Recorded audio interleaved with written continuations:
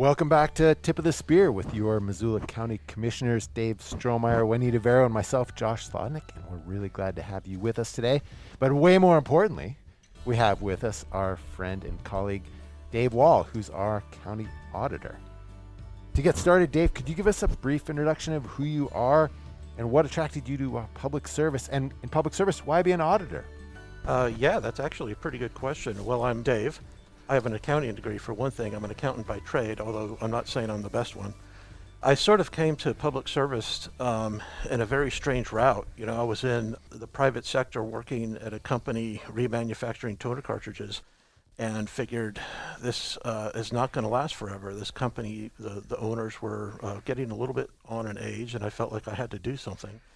And so I went back to school for accounting. About halfway through, my good friend Bobby Hainline, who worked for the county and she was in Central Services, she decided to go to Partnership Health Center and said, Dave, this job is perfect for you. You've got to come to Central Services because they need somebody who has a little bit more interest in accounting and things like that. So I did. I applied for the job and I got it. And my idea at first was to finish up my degree and then work in the finance office here because the head of Central Services was also the head of finance at that time.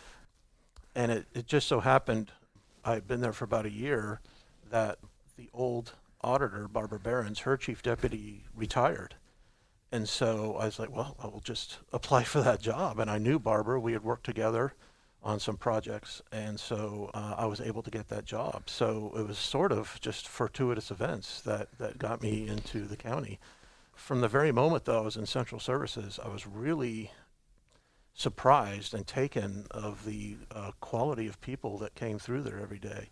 Can you, real quick for our listeners, could you explain what Central Services is? It sounds so cryptic. It's the opposite of our peripheral services. Right. And the peripheral services are a little bit too out there. That would be us. Yeah. This is closer to the burning red hot core. Just about. It is an internal services department for the county, so it's a combination of the mail room. It's also where we have office supplies and where they take care of the motor pool. So things like that other departments kind of use throughout the county. And so I definitely did start in the mail room at the county. I like to point that out. Very important. But anyway, yeah, I just, from that moment, everybody was so not only nice, but really competent, really smart, really engaging. And I just was so impressed with the people that worked here at the county.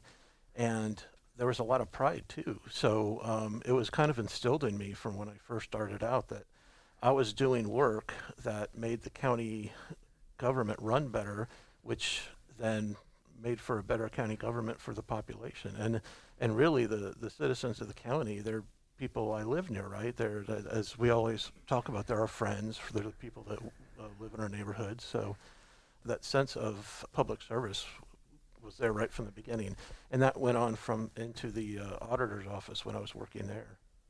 When I got to the auditor's office, you know, a lot of the work that I did was just about checking to make sure that there was the proper documentation for the purchases that we make, and also duplicate payments and things like that. So I found a lot of duplicate payments. We saved ourselves a lot of money, and it really did a service, in my view, to the citizens of the county. So I just felt good about it. Great. I just felt good about being in public service, even compared to when I was in private industry, which is good too.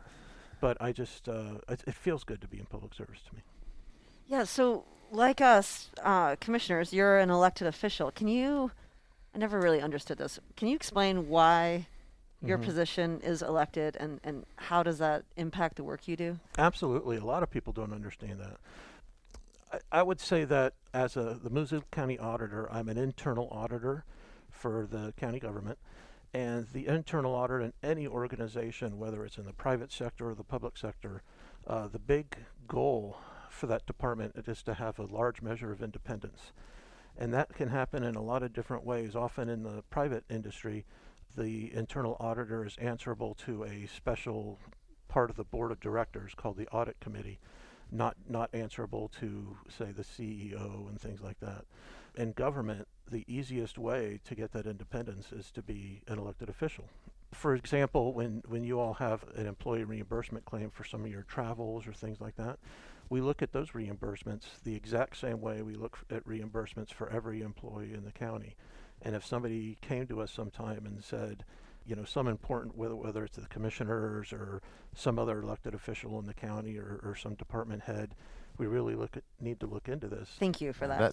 That independence would be crucial if you worked for a different BCC, not any of us, and any one of those people was doing something fraudulent. They could put pressure on you to look the other way, or you'd lose your job. Absolutely. But the fact that you are accountable to no one but the voters means all the people you work with have to undergo the scrutiny you would apply to anyone. That's right. And it's funny because internal audit is always, I don't want to say under attack, but it's always something where, and not just in government, in all industries, it's something that companies and organizations want to minimize because we're kind of a pain in the butt sometimes, And this certainly happens in government. Even here in Montana, there are, some people would like to make this an appointed position instead of an elected position, and some people would like to make it a part-time position if they can. And in fact, that's actually passed. People can do that. And to me, that's just a way for some county commissioners, and you all would never do this, I know, but some county commissioners can hang that over the head of a county auditor and say, oh, you're going to look into something I'm doing? Well, maybe your position should be part-time.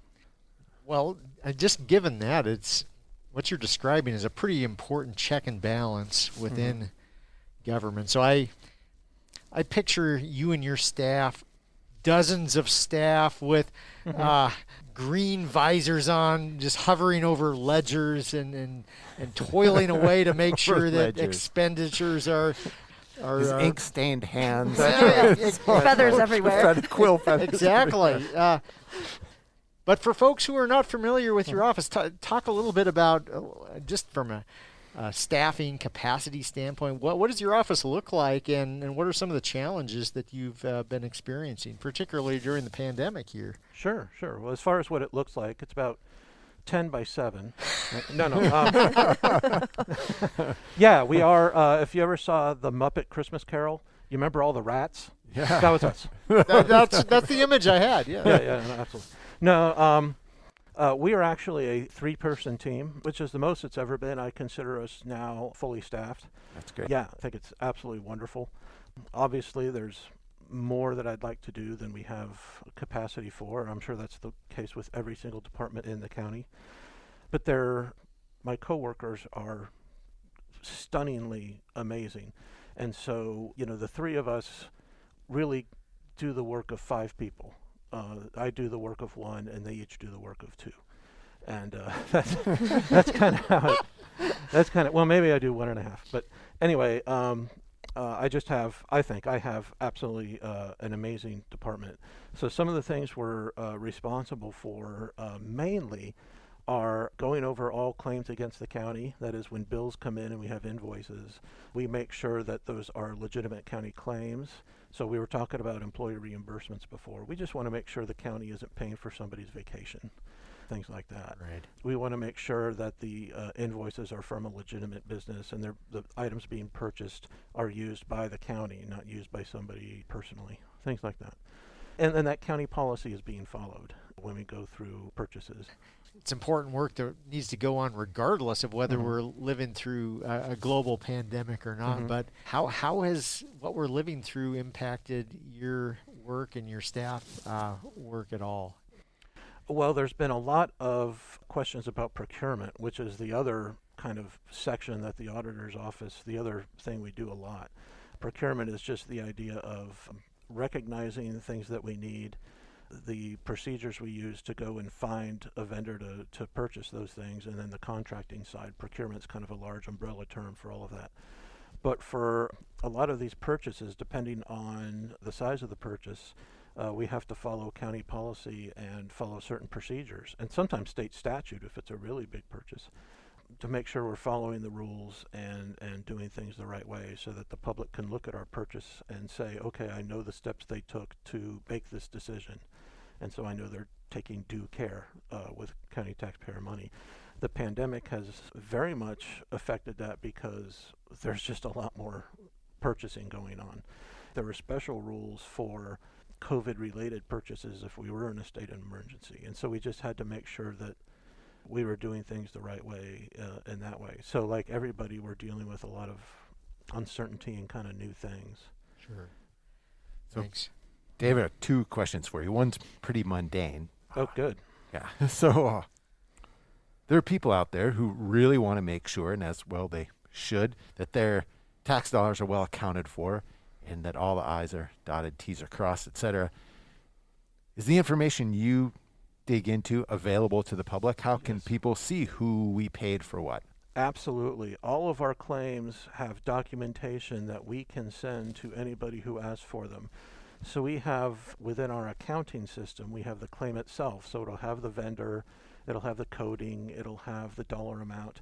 But we also have attached to it the documentation that proves what we purchased, whether it's an invoice, the contract, the request for proposal that we use, and even other writings. And like in credit card purchases, we not only have the statement, but we have the receipts each purchase. And sometimes there's notations about why this purchase needed to be made.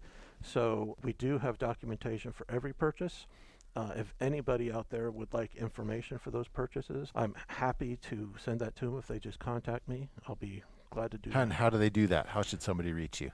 They can call me at 406-258-3526, or the easiest way, because I'm in and out of the office so much, is through email, which is my first initial and last name, DWALL, D-W-A-L-L, at missoulacounty.us. Great. And we will send them that, because this is public information.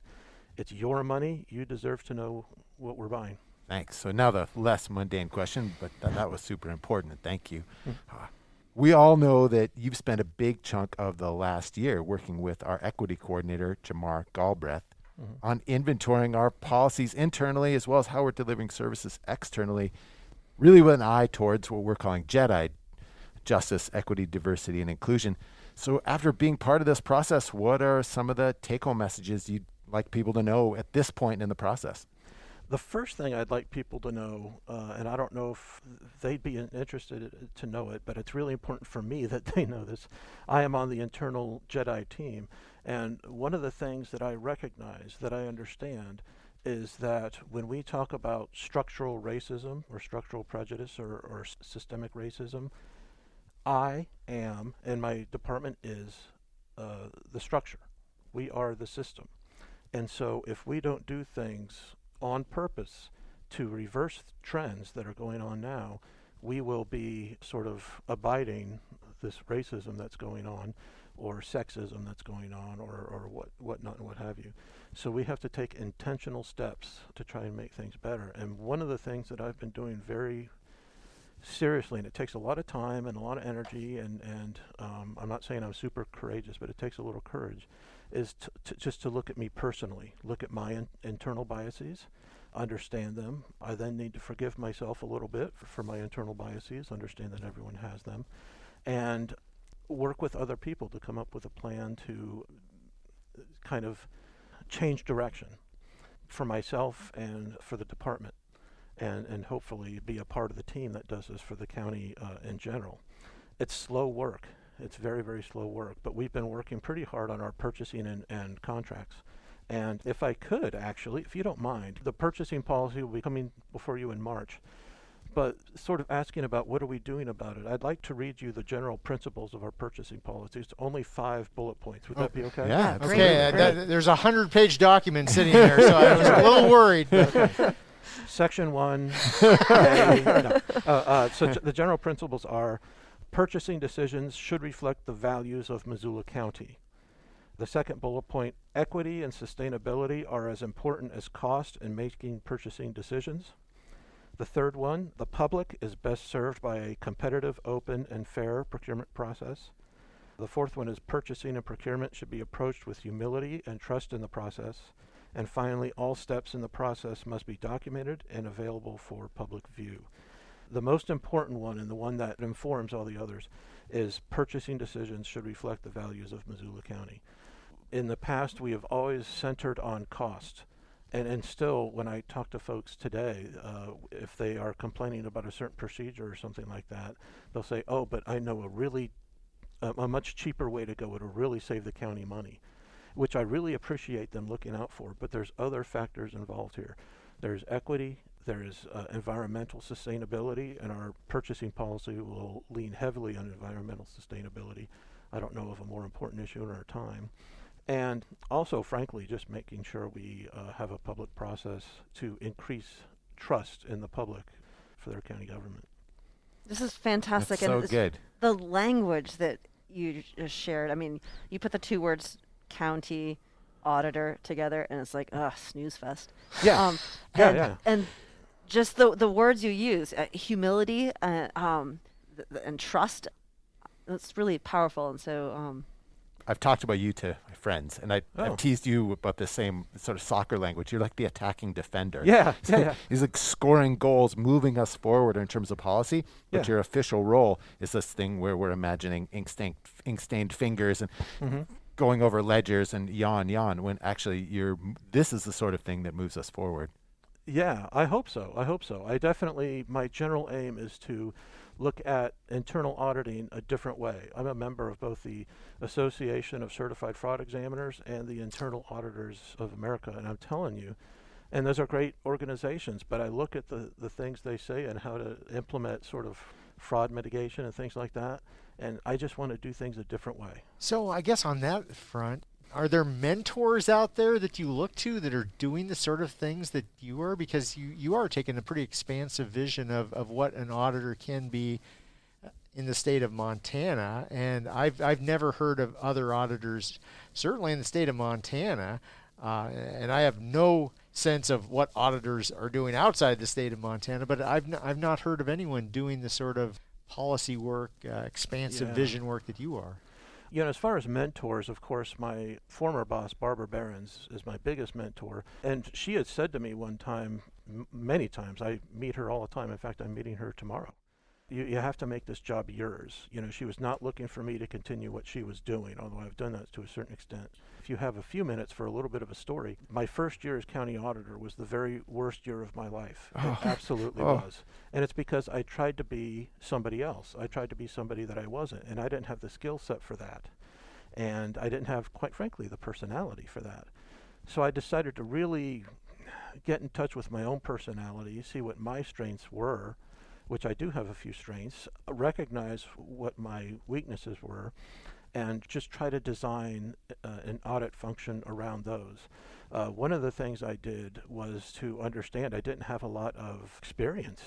I had just graduated with a degree in accounting like a month before I became county auditor. It was my first job as an accountant, really. And so I decided, well, that's okay. But that first year, I was just trying to convince everybody I knew what I was talking about by faking it. And it was awful. I finally decided, okay, maybe I don't know what I'm doing all the time, but there's a lot of people around me that can help. And so from that time forward, almost everything I did involved a team of some kind and involved a group of people. One of the things we do is deal with grants and grant management. And I don't know a lot about grants. And people come to me asking about it. I have no idea. But just a few months ago, I started a grant management team. This team includes people from the grants division of CAPS. It involves people from all different departments that receive grants, including the sheriff's office and the attorney's office, justice court, the health department, all over the county. It involves some folks from our finance office and budget office. It's got like 20, 25 people in it. And we're a team, and we discuss certain issues that come with grants, and it's an email group too. And so whenever there's a question, we can email that group and say, you know, I have this weird situation, what should I do? I'm probably not going to know the answer. Any individual may not know, but probably somebody in that group is going to be able to help. Do you have an example of a weird situation you could share? Yeah. So I just got one the other day from my buddy Kelly McGuire, who's one of the best county employees that there is. She's amazing. But she was talking about a grant that they received wherein they do some work for county residents and also for some residents in a separate county. I can't remember which one right now, but it's one we work with quite often. They had a lot of people say, well, there are a lot of people in these other counties, separate ones, that could really use this kind of work. But, you know, part of the grant funding is for my time and for things. So can we really help these people in these other counties? Is that legitimate? My immediate answer was, well, this is grant funded, so it's grant money, not Missoula County money, so I don't see as big a problem with that. But I got to tell you, I don't know. So let's put it to the team. And we haven't resolved that yet, but that's because it's recent enough that I remember. Obviously, I have trouble remembering 2 days ago. But yeah, that's one that I think this will be solved by this group, whereas I really couldn't do it myself. You have already touched on, but if you want to expand a bit on how you've implemented policy changes to address our, larger county goals or vision, Yeah. especially in areas of, social, economic, environmental issues. Is there anything that you want to expand upon? Yeah, maybe two things, very briefly. First, there was a resolution that gave procurement preference to businesses that are certified as disadvantaged business enterprise by the state of Montana. This is for any time we go out for a limited solicitation or an invitation for bid or an RFP, which is a request for proposal. Any of these procedures, now I can get into the snooze fest part, but any of these procedures where we have to choose a vendor for something, if some company who sends us in a proposal is registered as a DBE, disadvantaged business enterprise, by the state of Montana, they would actually get a reduction in their bid. Or if it's like an RFP where we use a scoring system, we'll raise their score by 5% to give them a little bit of a leg up based on the historical inequalities that have gone on for those groups of people as far as acquiring credit. If I remember right, we were using a model that came from that super crazy far left organization, Montana Department of Transportation. It's Montana Department of Transportation, a bunch of lefties. That's right. No, they were actually very, very helpful. And this is something that's done nationwide. And in fact, the federal government has their own DBE program, but we used Montana's obviously for good reason. That's great. Yeah.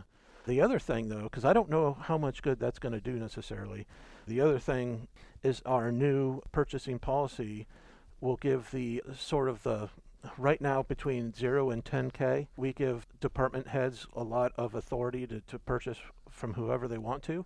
We're going to move that to $20,000 to give a little bit more flexibility, because really the key to getting businesses owned by these groups of people of color or indigenous groups or what have you, is really to start in the small dollar contracts. And this will make it much, much easier for departments to just go with those kind of businesses and making their purchasing decisions. I expect it to make more of a difference than that resolution. That is super exciting work, Dave, and I am so appreciative of a fellow elected official taking an expansive vision of what you can do in your office above and beyond simply taking a more limited view of we put those visors on and audit internal processes, and that's it. I would use the word exemplary. I think we should all be thinking expansively about how we solve problems. That's why we're here, to help make things better, not just to stick within our lane. Yeah, I'm not very good at sticking in my lane. So share with us a good book or a nugget of wisdom you've come across recently. I just read The Crimean War. There's a lot of parallels. And I read The New Jim Crow by Michelle Alexander, an absolutely fantastic book, a classic on criminal justice issues.